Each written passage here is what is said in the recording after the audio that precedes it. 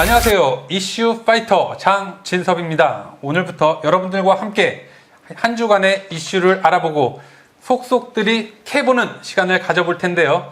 오늘은 그 첫 번째 순서로 우리 대전의 최고의 미남 변호사 조성천 변호사님과 함께 하겠습니다. 조성천 변호사님 인사 한번 주시죠. 네, 안녕하세요. 믿거나 말거나 대전 최고 미남 변호사 조성천입니다.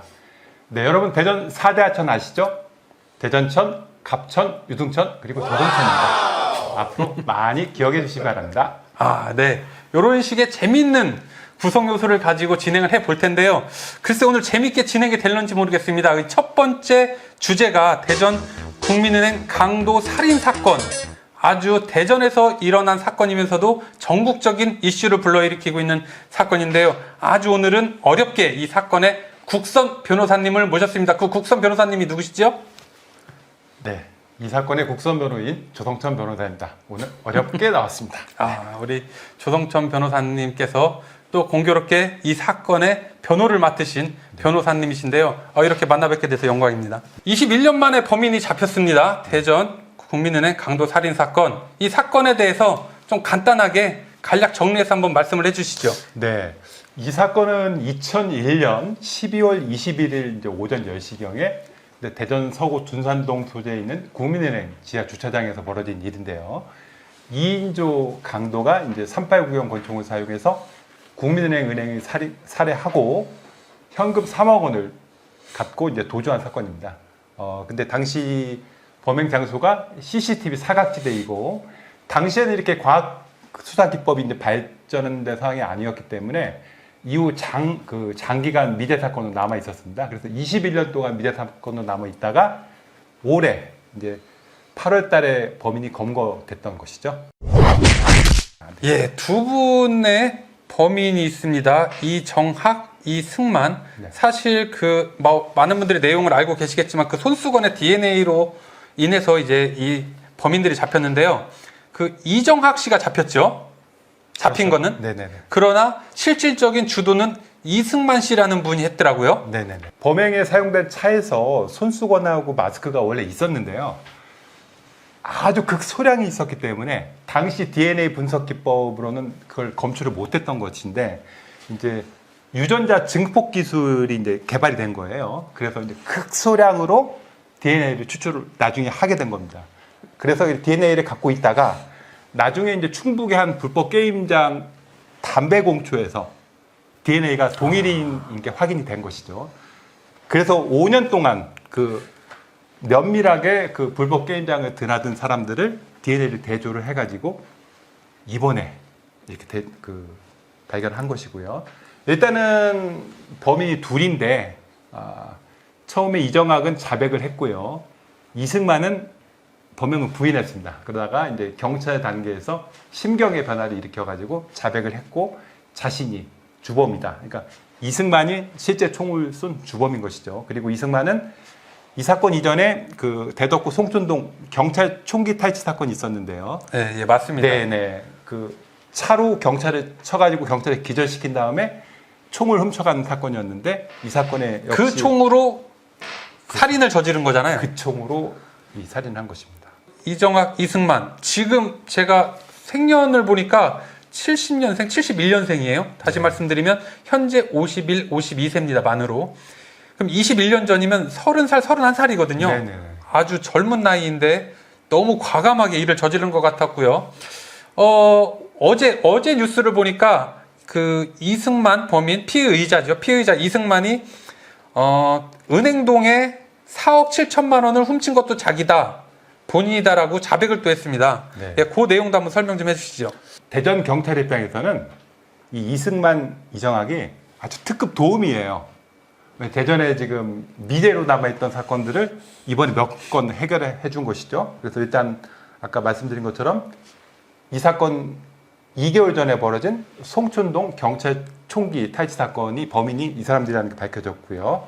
그 다음에 이 2003년에 벌어진 그 대전 중구 은행동에 있는 밀라노 21 지하 주차장에서 맞습니다. 현금 수송 탈취 사건이 있었는데요. 4억 7천만 원입니다. 그것도 본인이 했다고 지금 이승만이 자백을 한 것이고요. 다만 이제 2003년 9월에 그 태평동 버드네 아파트 현금 수송 차량 도난 사건이 7억 500만 원짜리가 있었는데 이거는 일단은 이승만이 부인을 했습니다. 아, 그것도 그럼 미제 사건으로 예, 아직도? 미제 사건인데 지금 이제 또 검찰 수사 중이니까요. 또 이승만이 심경의 변화를 일으킬 수도 있으니까 과연 본인이 한 것인지 아닌지는 아직은 확인할 수가 없는 이런 상황입니다. 아, 우리 조성천 변호사님은 이분들을 만나 보셨을 거 아니에요? 네, 그렇습니다. 네. 네. 한번 뭐, 물어보시지. 죄는 보시면- 미워도 사람은 또 미워하면 안 되니까. 그리고 네네. 또 뭐 국선 변호사의 또 역할이 있기 때문에 제가 이제 아. 이정학, 이승만 이렇게 두 번씩 이렇게 접견을 해서 확인을 했는데요.